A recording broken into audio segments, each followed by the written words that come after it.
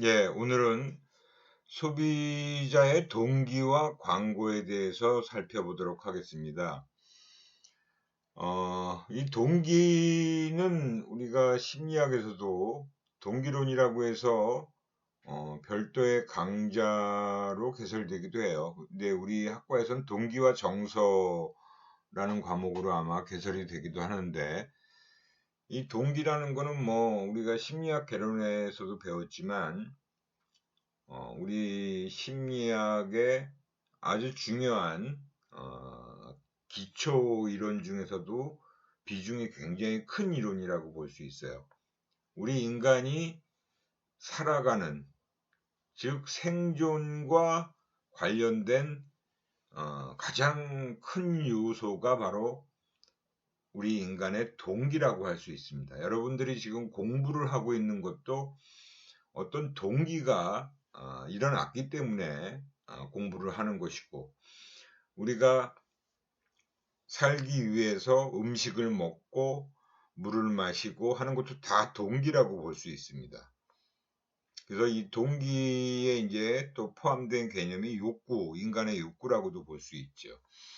아무튼 우리가 뭘 하든 간에 가장 먼저 발동이 걸린다라고 할 수 있는 게 바로 동기라고 할 수 있어요. 이 동기가 일어나야 우리가 뭐든 하게 된다라고 생각하시면 됩니다.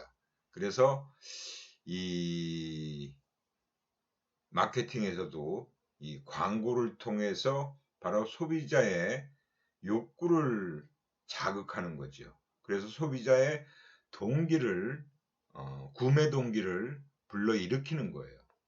굉장히 중요한 요소라고 볼 수 있죠. 그럼 이제 우선 이 동기와 광고에서는 세 가지의 학습 목표가 있는데, 일단 소비자의 행동을 유발시키는 동기, 그게 이제 사실 구매 동기라고 얘기하는 것이 될 수 있고요. 그 다음에 동기 이론들이 몇 가지가 있어요. 물론 동기 이론은 굉장히 다양하게 많이 있는데, 우리는 여기서 특히 이게 광고와 밀접한 관련성을 가지고 있는 동기 이론을 살펴볼 겁니다. 동기 이론은 다양한 분야에, 다양한 영역에 적용이 될 수 있어요. 우리가 조직 심리학에서도 동기 이론을 배우고, 그죠? 그리고 사회 심리에서도 또 동기를 배워요. 그 동기가 적용된. 하여튼 동기는 우리 심리학의 각 분야에 많은 영역에 적용되고 있기 때문에 특히 이제 우리 여기서는 광고에 관련된 동기를 집중적으로 좀 살펴볼 필요가 있기 때문에 동기 이론을 설명하고요. 그 다음에 여기서도 이제 관여도가 나오죠. 소비 상황에서의 관여도의 역할. 우리가 지난 시간에 관여도에 대한 얘기도 했었죠. 그 관여도에 대한 부분도 여기서 살펴보도록 하겠습니다. 우선 이제 기본적으로 쭉 나오는 게 동기의 개념. 그래서 동기의 정의와 구성요인, 동기의 특성, 동기의 결과. 아주 기본적인 내용을 살펴볼 거예요. 그리고 동기 이론들. 여기서 우리 광고와 밀접한 관계가 있는 동기 이론은 이렇게 한 5가지 정도, 대여섯 가지가 될 수 있는데, 그 중에서도 욕구 위계 이론은 워낙 유명한 메슬로우의 욕구 이론이고요. 그다음에 프로이트의 무의식적 동기, 그다음에 레윈의 장이론, 그다음에 인지 일관성 이론, 그다음에 기타 동기 이론들까지 살펴볼 거고, 이 관여도는 또 굉장히 마케팅에서 중요한 개념이다라고 했죠. 그리고 우리가 소비자 심리학에서도 광고 대행사에서 기본적인 마케팅 전략과 광고 전략을 수립하기 이전에 맨 먼저 따져보는 게 관여도예요. 그래서 이 우리가 지금 광고하려고 하는 제품이 관여도가 어디에 위치해 있는지를 파악을 해야 됩니다. 그래서 관여도가 굉장히 중요한 개념이다라고 볼 수 있어요. 그래서 관여도의 유형, 관여도의 대상, 결정 요인, 측정, 그다음에 수단 목적 사슬, 관여의 적용까지 이렇게 살펴보는 내용으로 구성이 되어 있습니다. 우선 동기의 개념에서 동기의 정의와 구성 요인을 보면 모티베이션, 즉 동기는 목표 지향적인 행동을 가능케 하는 내적 상태 또는 과정이라고 얘기를 하는 게 바로 동기예요. 목표 지향적 행동이라는 게 가장 중요한 개념이라고 볼 수 있죠. 그 다음에 이 동기라는 건 또 행동의 방향과 강도, 그 다음에 지속성을 결정하는 긴장 상태다라는 것도, 그러니까 우리가 완전히 릴렉스, 이완된 상태가 아니라 뭔가 유발된 상태를 긴장 상태라고 하는 거죠. 그래서 소비자는 그런 긴장 상태가 내적으로 일어났을 때 그 긴장 상태를 감소시키기 위한 행동을 하게 되어 있습니다. 여기서 이제 시도를 하게 된다라고 했는데 그게 바로 행동, 무언가 행동을 하겠죠. 그래서 우리 몸의 가장 기본적인 음식, 그죠? 배고프면 음식을 먹는다는 거예요. 목마르면 물을 마시고, 그죠? 배고프면 음식을 먹고, 이런 것들이 다 동기가 유발돼야지 이제 어떤 행동을 하게 되는 거죠. 그래서 이 동기의 구성 요인을 보면 이 동기라는 것도 다양한 형태로 우리 내부에서 심리적인 작용을 일으키는 거죠. 우리가 제일 많이 알고 있는 건 바로 욕구라고 하는 거죠. 니즈. 그죠? 욕구라고 하는 건 뭐 우리가 가장 잘 아는 내용이에요. 사실은. 그래서 욕구라는 거는 개인 내부의 조건으로 어떤 활동을 자극하는 내적 상태다라고 얘기를 합니다. 그래서 욕구가 발생된다는 건 뭐냐면 어떤 한 개인이 지각하는 실제 상태와 그리고 그 바람직한 상태 사이에 갭을 얘기한다라고 볼 수 있어요. 그러니까 실제 상태와 바람직한 상태 간의 갭, 불일치해서 기인한다. 그것이 일치하면 욕구는 안 일어나요. 그냥 편안하고 안정된 상태니까 긴장 상태가 아닌 거죠. 그죠? 근데 욕구가 유발된다는 건 뭐냐면 개인이 지각하는 어떤 실제 상태, 내 지금 실제 상태와 바람직한 상태 간의 불일치가 생기면, 즉 내 몸에서 배고프다는 신호를 뇌로 보내죠. 그럼 내가 배고프다는 생각이 들어요. 그죠? 그러면 그 배고픔을 채워줘야 되는 거죠. 내 몸속에 그런 배고픔을 채워줄 수 있는 음식을 넣어주면 배가 부르면 바로 그게 안정된 상태, 즉 일치 상태로 바뀌게 돼 있잖아요. 그죠? 목이 마르면 갈증이 난다는 것도 마찬가지겠죠. 물을 마셔주면 그 갈증이 해소되는 거죠. 그죠? 근데 이제 뭐 여러 가지 음료 광고에도 보면 갈증 해소라는 거에 또 초점을 맞춘 그런 음료 광고를 한 적도 있죠. 그리고 이 욕구는 역동적이고 다이나믹하게 움직인다는 거죠. 그리고 위계적인 거예요. 그게 이제 마슬로우의 욕구 이론에서 또 이 위계가 나오죠. 그 다음에 외적 자극에 의해서도 활성화될 수 있다.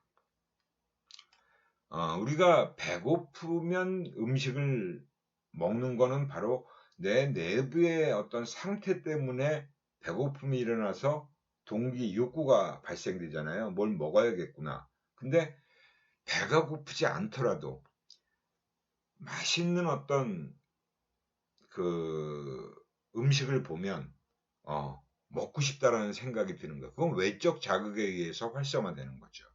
이제 그렇게 구분해서 볼 수 있고요. 그 욕구와 좀 차이가 있는 게 바로 원츠. 우리말로는 이제 바람이다라고 얘기를 하고 있어요. 원츠. 원츠는 뭐냐면 외부적인 유인가로 작용하는 목표, 목적에 대한 욕구로 추상적 동기를 구체화해서 표현하는 게 바로 원치다라는 거예요. 그러니까 니즈, 욕구는 뭐냐면 그냥 목이 마르면 목이 마른 걸 해소시킬 수 있는 물이나 뭐 음료를 마시든 우유를 마시든 뭘 마시든 그냥 해소시킬 수 있는 욕구를 해소시키는 거죠. 갈증 해소. 근데 바람은 뭐냐? 그냥 욕구를 해소하는 차원에서 끝나는 것이 아니라 뭔가 구체화해서 어떤 특정 제품을, 특정 상표를 원하는 게 바로 바람이에요. 원치예요. 그러니까 니즈는 그냥 특정 상표를 얘기하는 게 아니라 그냥 내가 목이 마르니까 물을 마셔야지라는 게 욕구가 유발되는 거고, 원치라는 거는 목이 마른데도 물이 아니라 게토레이라는 음료를, 즉 갈증 해소를 위해서 특정 브랜드인 게토레이라는 음료를 찾는 겁니다. 이게 원치예요. 구분이 되시죠? 그 다음에 또 이 동기와 관련된 것 중에 가치와 목표라는 게 있어요. 우리가 목표 지향적인 행동을 동기라고 얘기했잖아요. 그죠? 근데 기본적인 이제 가치라는 건 뭐냐? 밸류라고 얘기하는 건 특정 행동이나 결과가 바람직하거나 좋다고 생각하는 지속적인 신념이에요. 내가 그렇게 믿고 있다라는 거죠. 그게 가치라고 볼 수 있고요. 목표라는 건 뭐예요? 달성하고자 하는 최종 상태를 목표라고 합니다. 그래서 우리가 이런 목표 지향적인 행동이라는 건 그 목표를 달성시키면 동기는 어느 정도 해소가 되죠. 그래서 달성하고자 하는 최종 상태가 목표다라고 얘기를 하고 있습니다.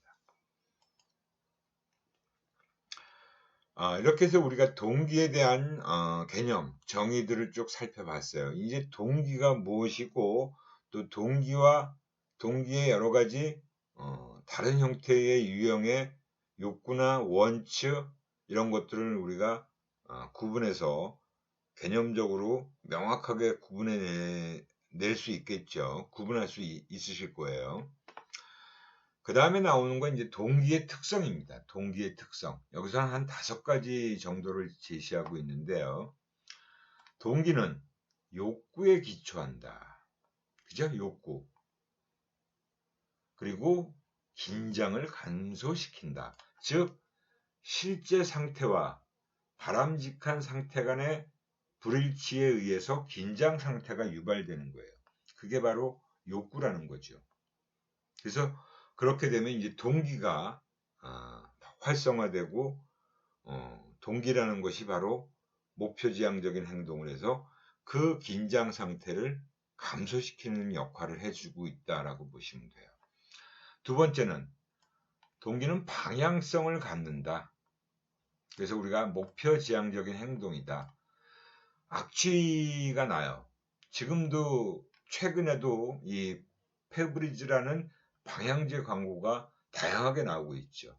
예전에 처음에 초창기만 해도 페브리즈는 그냥 단순히 그냥 실내의 공기를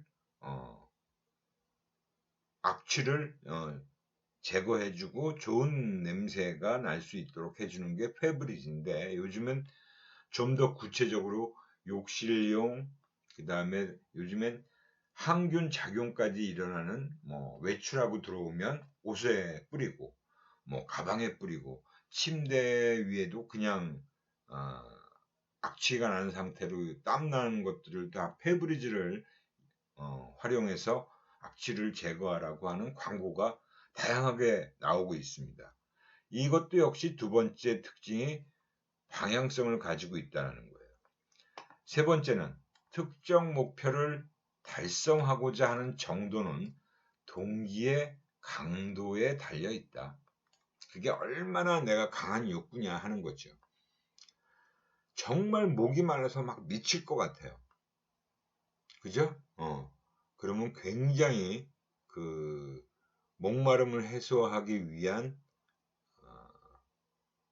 특정 목표, 즉 목마름을 해소시킬 수 있는 물이든 뭐든 빨리 아주 취하고자 하잖아요.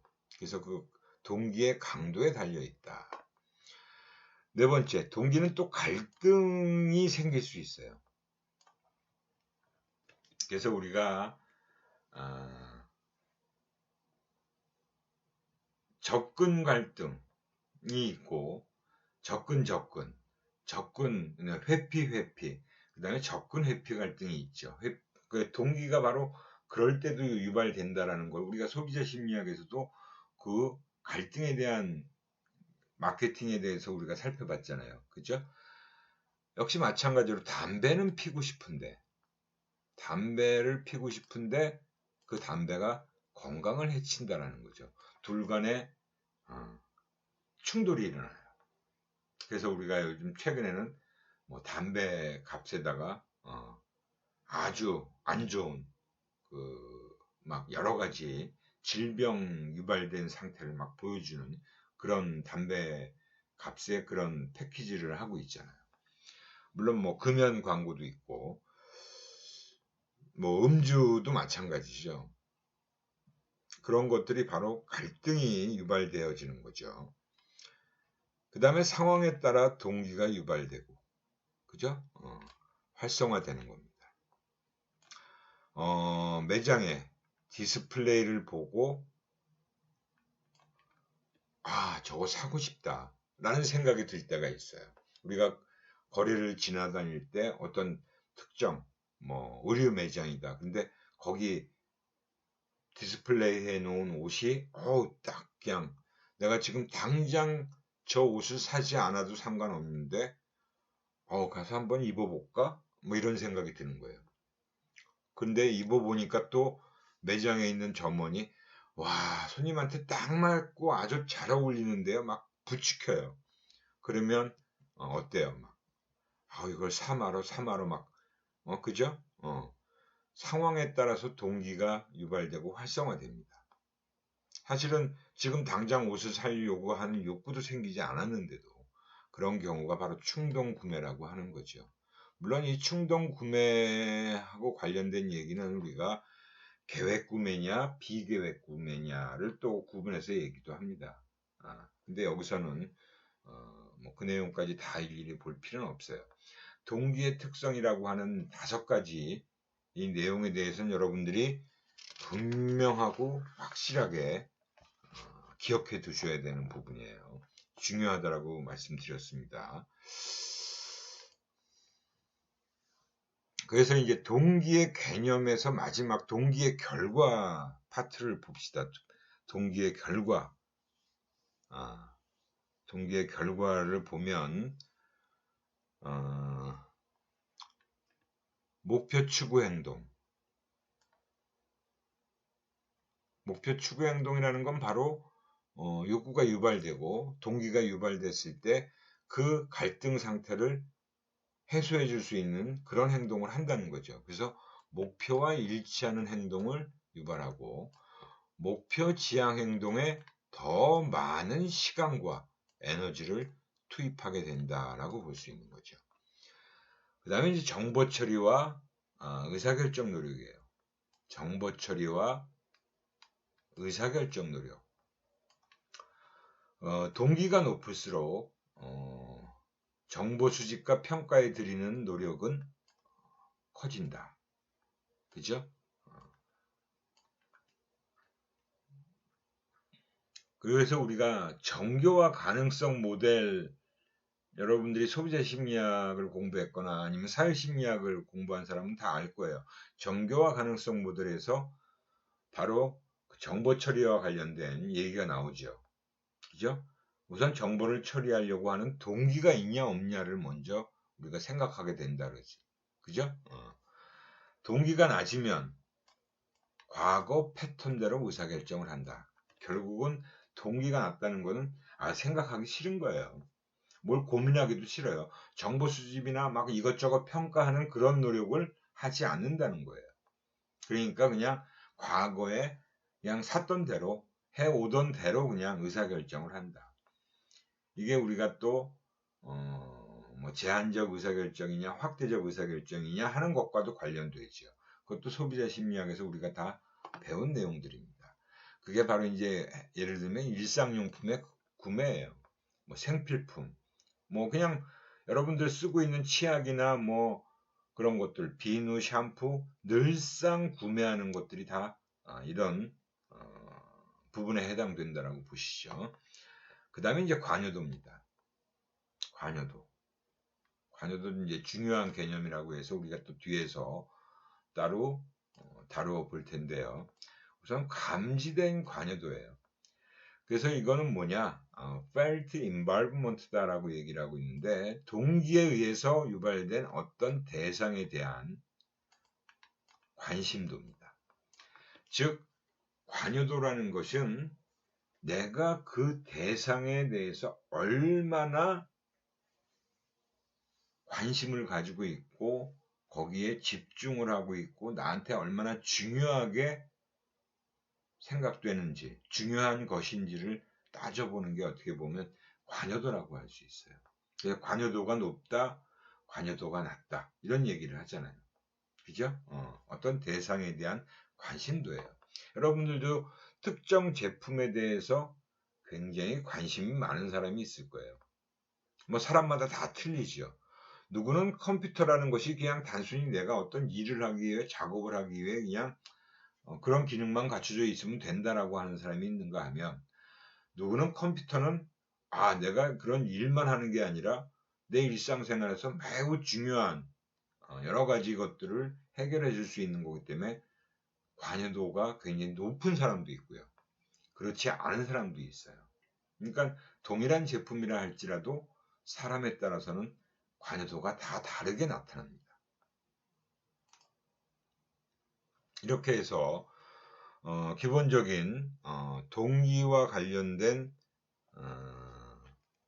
개념, 그리고 구성 요인, 그리고 동기의 특성까지 전부 살펴봤습니다. 그래서 이 동기에 대한 기본적인 내용은 여러분들이 꼭 기억을 해 두셔야 되고요. 개념도 기억하고 계셔야 되고 그 구성 요인, 그다음에 특성 이런 부분도 다 여러분들이 기억을 해 두셔야 되는 그런 내용이라고 볼 수 있습니다. 그리고 이제 지금부터 나오는 게 동기 이론들이에요. 동기 이론 한 5가지 살펴보기로 했었죠, 앞에서.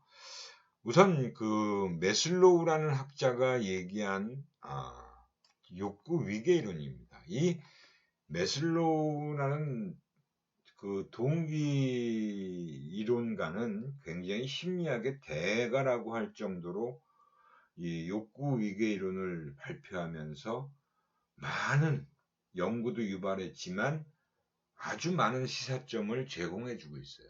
그래서 욕구 위계 이론은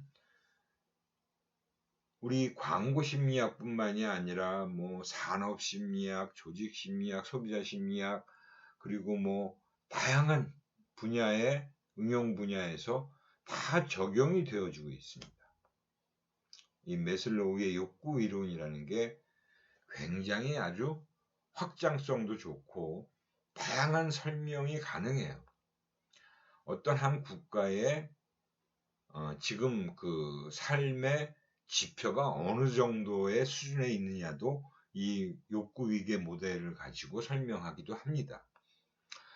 기본적인 욕구 위계 이론의 내용을 살펴보면 뭐 이미 다 우리가 사실은 심리학 개론만 공부해도 다 알고 있는 내용이라고 볼 수 있는데, 여기서 이제 몇 가지 얘기는 꼭 여러분들이 이제 알고 계셔야 되기 때문에 설명을 좀 드릴게요.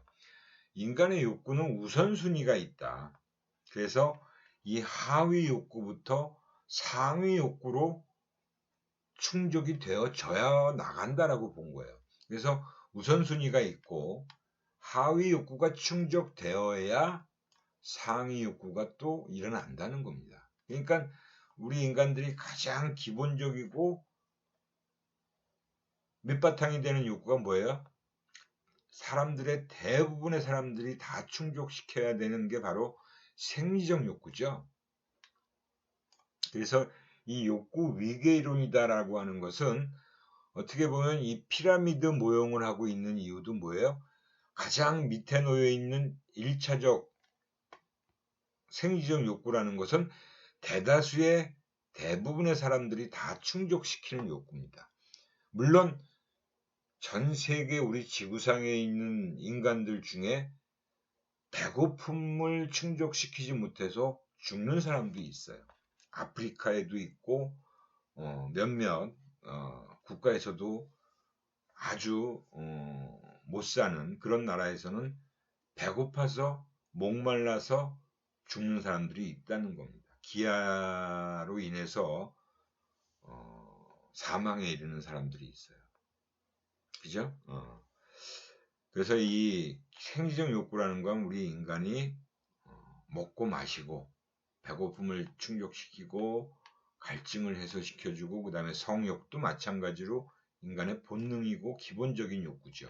그래서 인간의 생존에 가장 영향을 많이 미치고 있는 기본적인 욕구를 생리적 욕구라고 합니다. 그래서 이 생리적 욕구를 충족시켜야 그 다음 단계인 2단계의 안전의 욕구를 충족시키게 된다는 거예요. 충족시키려고 한다는 거예요. 그래서 내 신체를 안전하게 보호할 수 있는 그게 안전의 욕구입니다. 그렇잖아요. 우리가 먹고 마시는 게 해결되면 내가 외부 환경으로부터 나 자신의 어떤 신체를 보호하고 싶은 그리고 심리적으로 안정감을 갖고 싶은 그런 욕구가 유발되게 되어 있습니다. 그래서 주택을 구매하려고 하는 것도 그렇고, 그죠? 그 다음에 안전벨트, 자동차 운전할 때 안전벨트 꼭 매야 되죠. 그것도 역시 내 목숨하고도 관련되잖아요. 안전의 욕구죠. 내 신체를 안전하게 보호하려는, 보존하려는 욕구예요. 그 다음에 건강식품도 내가 뭔가 부족한 부분을 채워서 약으로라도 채워서 또는 식품으로라도 채워서 내 몸이 건강하게 잘 유지되기를 바라는 욕구죠. 그게 바로 안전의 욕구라고 보시면 돼요. 그래서 안전의 욕구 같은 건 보험도 해당됩니다. 사실은. 그래서 이 안전의 욕구에 해당되는 보험 광고 같은 것들을 얘기할 수 있고요. 그 다음에 이제 먹고 마시고 내 몸을 보호할 수 있는 안전의 욕구까지 충족시키고 나면 세 번째 사회적 욕구라는 것을 또 충족시키고 싶은 거예요. 이건 여러분들이 다 지금 3단계까지는 사실은 우리 인간들의 보편적인 어떤 부분이라고 볼 수 있어요. 그래서 3단계까지는 웬만큼은 다 충족시키고 살고 있다라고 보실 수 있는 거죠. 즉 애정과 사랑과 소속감이에요. 그래서 내가 배고프고 등 따시면 뭔가 다른 생각이 나잖아요. 다른 사람들과 뭔가 친분을 좀 쌓고 싶다. 그죠? 그리고 내가 어떤 애정을 좀 느끼고 싶다. 어딘가에 소속을 해서 내가 소속감을 느끼고 싶다. 이런 것들이 사회적 욕구입니다. 그래서 이 사회적 욕구라는 것은 우리가 어떤 사람은 명함에 보면 막 자기가 무슨 동호회 무슨 모임의 회장 이런 것들을 막 명함에다 가득 채우는 사람도 있어요. 그게 어떻게 보면 사회적 욕구를 너무 과하게 충족시키려고 하는 거죠. 그래서 이 사회적 욕구라는 것도 어느 정도까지 우리가 사실은 보통 우리가 일반적으로 사람들이 이 세 번째의 사회적 욕구까지는 대다수가 그래서 충족을 시키고 살아간다라고 볼 수 있습니다. 근데 이제 자존의 욕구 단계로 올라가면 사회적 욕구를 또 연계시킨 광고가 카드 광고예요. 그 삼성카드에서 예전에 이런 사람들과의 사교 모임에서 카드 쓰는 거, 그렇죠? 예, 그다음에 이런 가족의 어떤 애정, 그런 부부 그런 부분을 또 보여주면서 거기에 이제 삼성카드라는 것이 그런 것들을 도와줄 수 있는 카드다라는 것을 보여주는 그런 광고를 했던 적이 있습니다. 그다음 네 번째 이제 자존의 욕구로 올라가게 되면 여기서부터는 많은 사람들이 사실은 충족시키지 못하고 살아가고 있다라고 볼 수 있죠. 사회적 욕구까지는 어느 정도 충족을 시키는데 뭔가 성취를 하고 타인으로부터 인정받고자 하는 거예요. 여러분들 뭐 초등학교 때 학급에서 반장 같은 거 할 때 유독 반장을 막 하려고 애를 쓰는 친구들이 있죠. 그래서 막 옛날에는 몰라 제가 학교 다닐 때는 초등학교 다닐 때는 반장 선거를 했어요. 투표를 하고 막 그런 거를 했어요. 그때 보면 막 근데 이제 그것도 물론 아무나 다 나와서 막 너도 나도 다 나올 수 있는 건 아니고 담임 선생님이 몇 명을 이렇게 또 거기서 추리기도 하죠. 아무튼 그런 욕구가 강한 사람이 있고 약한 사람이 있고 아예 그런 거에 신경 쓰지 않는 사람도 있습니다. 근데 이 자존의 욕구는 이런 사회적 욕구를 충족시키고 나서 내가 뭐 뭔가 무슨 모임에서의 장이 되고 싶고 어디에서 대표가 되고 싶고 그죠? 내가 회사 생활하면서도 뭔가 회사의 대표가 되고 싶다. 그런 욕구가 강한 사람이 자존의 욕구가 강한 사람이에요. 뭔가 성취하고 싶은 욕구가 굉장히 큰 거죠. 인정받고 싶은 욕구가 굉장히 큰 겁니다. 그래서 그걸 네 번째 단계의 자존의 욕구라고 볼 수 있어요. 이 정도까지만 충족시켜도 우리는 성공한 사람이다 라는 얘기를 듣습니다. 근데 마지막 단계인 자아실현의 욕구는 우리 인류 중에서도 사실은 소수의 사람들만이 자아실현의 욕구를 충족시키고 살고 있거나 또는 살아왔던 사람들이 있어요. 우리가 뭐 익히 잘 들어본 그런 위인이다, 위대한 사람이다라고 하는 사람들 중에서도 아마 여러분들도 너무나 잘 알고 있는 사람들, 그런 사람들 중에도 이런 자아실현의 욕구까지도 충족시키고 생을 마감하거나 또 지금 현존에 있는 인물들 중에도 자아실현의 욕구를 충족시키는 사람이 있습니다. 어떤 사람들이 자아실현의 욕구를 충족시키고 살아갈 수 있을까요? 한번 생각해 보세요. 여러분들이 잘 아는 사람이에요. 지금은 없지만 예전에 슈바이처 박사 같은 사람. 그분은 뭐 의사로서 자기가 충분히 부와 그런 명예도 다 누릴 수 있는데 자기가 의사로서 자기의 삶의 마지막, 생의 마지막을 아프리카 오지에 가서 그 아프리카 오지에 있는 사람들의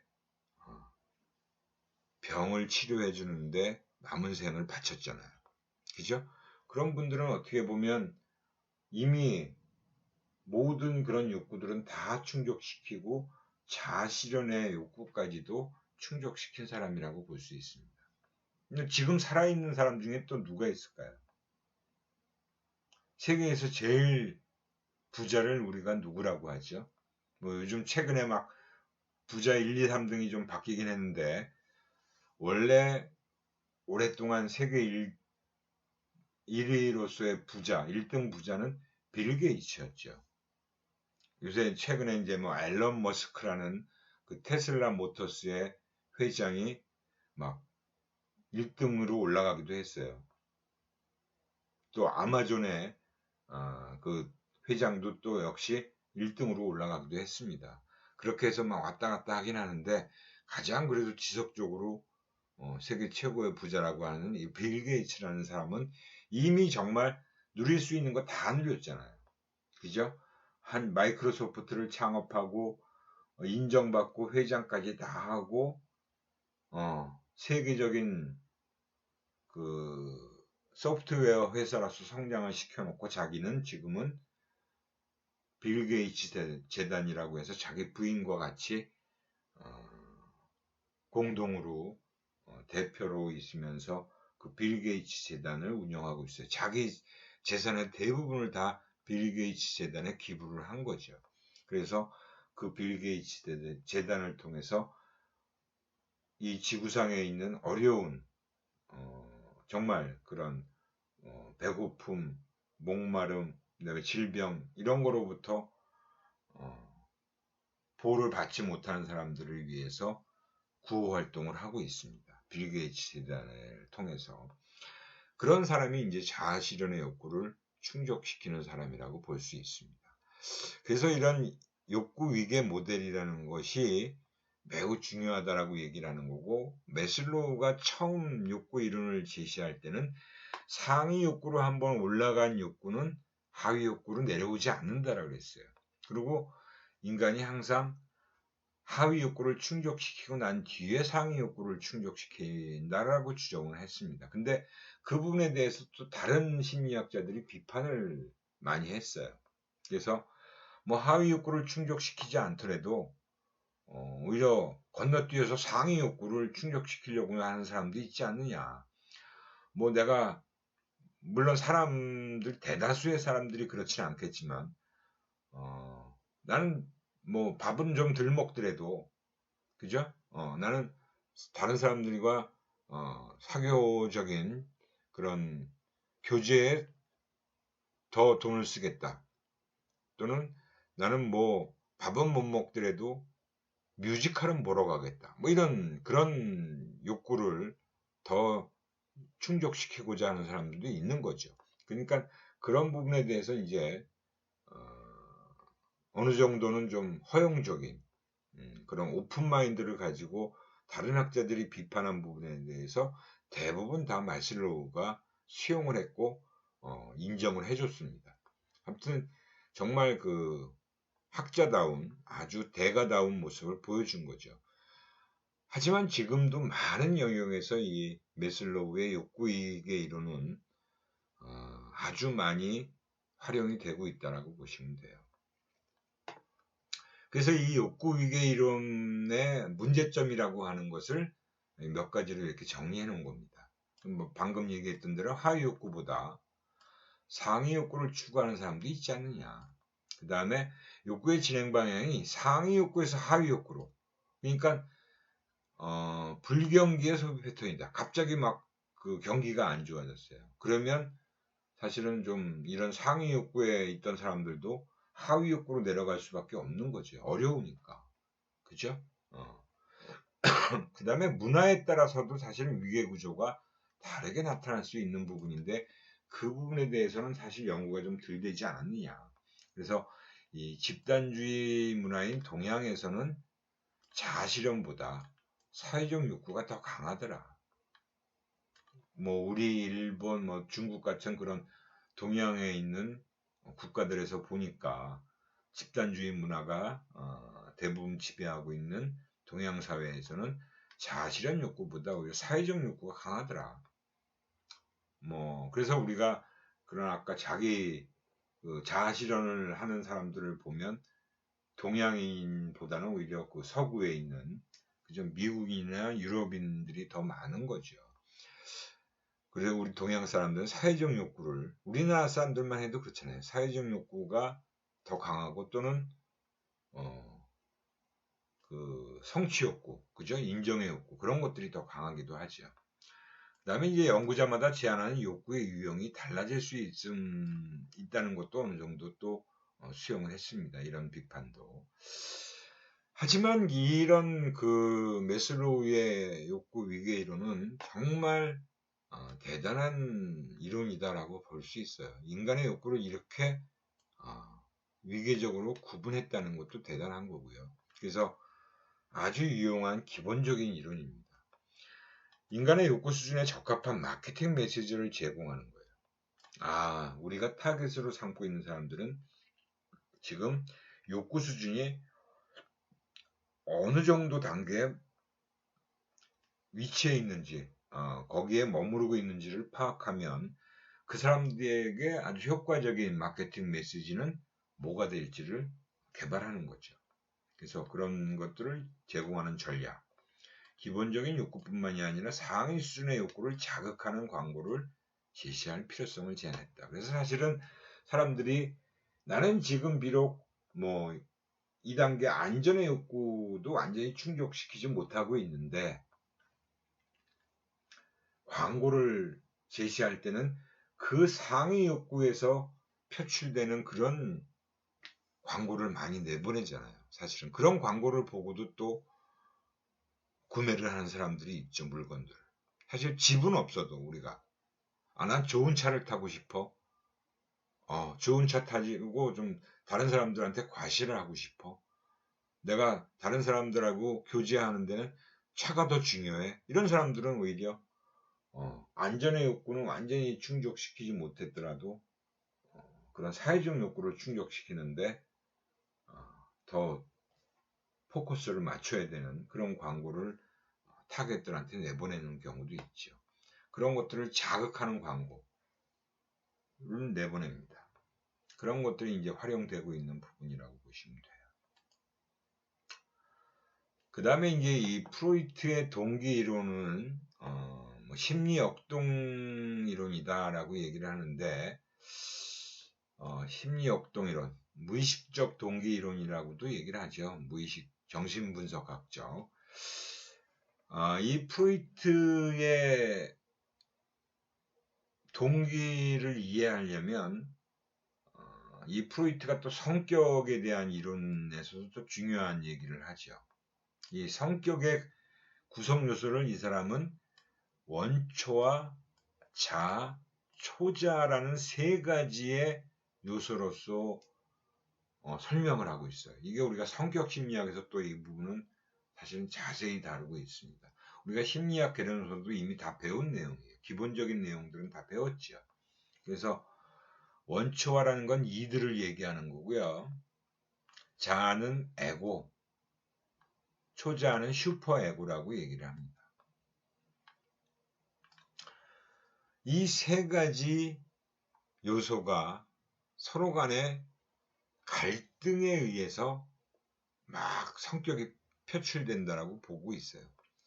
역동적 관계는 바로 고정되어 있는 게 아니라 막 다이나믹하게 움직이는 그런 관계를 얘기하는 거예요. 그래서 이드는 뭐에 의해서? 쾌락 원리에 의해서 작동되어진다. 쾌락 원리는 뭐예요? 고통을 최소화하고 만족을 극대화시키는 거죠. 그래서 대표적인 이드의 가장 대표적인 게 바로 성욕과 공격욕이에요. 이 성욕은 바로 삶의 본능이라고 하는 거죠. 그리고 공격욕구는 죽음의 본능이라고 하는 겁니다. 그래서 프로이트가 주장한 기본적인 우리 인간은 본능에 의해서 움직이는 존재다. 삶의 본능과 죽음의 본능이에요. 그래서 우리가 인간은 누구나 다 성욕과 공격욕구를 갖고 있어요. 물론 그 강도는 사람에 따라서 틀립니다. 그리고 에고라는 건 뭐에 의해서? 현실 원리에 의해서 작동되어지는 거예요. 현실 원리는 뭐예요? 원역, 이드, 그죠? 원초화를 해소하기 가능한 시기까지 해소할 수 있는 그 시간까지 억제하거나 현실 세계에 맞는 방식으로 조절을 합니다. 이게 무슨 얘기냐면 여러분들 쾌락 원리에 의해서 우리는 성욕도 막 내가 아무 때나 사실은 막 일어날 수가 있죠. 성욕구가 갑자기 막 발생되는 경우도 있어요. 그리고 누군가 막 때려주고 싶고 막 뭔가를 부수고 싶은 욕구도 있어요. 그런 욕구가 막 불쑥불쑥 나올 때가 있습니다. 누구나 다 우리 인간은. 근데 그렇다고 해서 다 그렇게 행동하지는 않지요. 그죠? 그거를 제어해 주는 게 현실 세계를 고려한 행동을 하게끔 하는 게 바로 에고의 역할이라는 겁니다. 에고. 그래서 이런 원초와 그 본능적인 부분을 좀 제어하는 역할을 하는 게 에고라고 보시면 돼요. 자아라고 보시면 돼요. 그 초자아는 뭐냐? 도덕 원리에 의해서 작동되어집니다. 현실보다는 이상적인 부분을 지향해서 도덕 기준을 충족시키도록 행동하게 하는 기능이다. 즉, 우리 인간의 양심이라는 게 있잖아요. 그죠? 양심. 물론 양심 누구나 다 있어요. 우리 인간마다. 우리가 흔히 너 양심에 꺼리낌 없이 지금 행동하는 거야? 이런 식의 말도 하잖아요. 그죠? 그래서 이 도덕 원리에 의해서 작동하는 게 초자다라고 보시면 됩니다. 그래서 이 세 가지의 요소가 역동적인 관계에 의해서 동기가 유발된다. 성격도 이 부분이 이 세 가지가 구성 요소로 작동되어지고 사람마다 이 세 개의 강도가 다 달라요. 성격도 다 다른 거죠. 그런 내용을 프로이트가 기본적으로 주장한 것이 바로 무의식적 이론, 무의식적 원리입니다. 이 사람의 프로이트가 주장한 부분은 사실은 이론이란 말을 쓰지 않아요. 쓸 수가 없어요. 우리가 이론이라는 건 어디에 쓰는 거예요? 과학적인 검증을 거쳐서 확실하게 검증된 것이 바로 이론으로 연결될 수 있는 거예요. 근데 프로이트가 한 얘기는 이러한 얘기를 했지만 이거를 과학적으로 검증을 하지 못했어요. 근데 우리 인간들은 나머지 사람들은 다 맞다라고 얘기하잖아요. 그죠? 이렇게 설명하는 게 맞는 것 같아 라고들 하죠. 그래서 프로이트의 학설이라는 얘기를 씁니다. 무의식적 학설, 무의식 학설, 무의식적 동기 학설. 그래서 무의식적 이론이라고 하지 않는 거예요. 이게 바로 이제 프로이트가 얘기한 동기에 대한 설명입니다. 이게 기본적인 요소예요. 이거 여러분들 뭐 다 알고 계신 내용이고 또 처음 들어본 분도 있을 거예요. 그래서 제가 심리학 개론책을 꼭 반드시 읽어보시라고 말씀을 드린 겁니다. 하여튼 제가 오늘 조금 설명을 구체적으로 하다 보니까 시간이 조금 많이 지나갔어요. 그래서 오늘은 요 프로이트의 동기의 기본적인 개념 세 가지 얘기로 마치도록 하고요. 혹시 궁금한 사항이 있으시면 질문 코너에 반드시 질문을 올려주세요. 그냥 모른다고 해서 그냥 넘어가는 거는 정말 나쁜 겁니다. 그죠? 모르는 게 나쁜 게 아니라 모르는 것을 그냥 알려고 하지 않는 게 정말 나쁜 거라는 겁니다. 그래서 여러분들이 질문 코너에다가 궁금한 거나 모르는 거 이해가 되지 않는 부분은 반드시 질문을 좀 해주시기 바랍니다. 예, 오늘 여기까지 하도록 하겠습니다. 예, 수고하셨어요.